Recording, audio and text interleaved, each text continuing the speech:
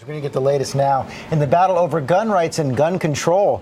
An overfull crowd at the NRA convention this weekend heard leaders vow a generational fight for their rights as President Obama and his team promised a new push on background checks.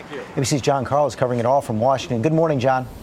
Good morning, George. Well, with the NRA saying that they will stand and fight, the White House is promising a fight of its own. Vice President Biden writing in an op-ed that they will try once again to get that background check legislation through the Senate.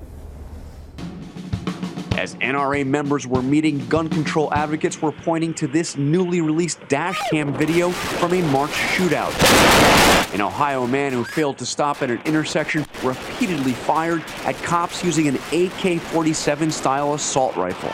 But at the NRA convention in Houston, talk show host Glenn Beck insisted there can be no compromise on gun rights. Let us now start the conversation about responsibility. The freedom of all mankind, make no mistake, is at stake. The debate raged inside and outside of the NRA convention Sunday. As far as the state of the NRA, I believe they're stronger than ever. January 14, 2013, Terrell Frazier was killed by gunshot at the age of 21.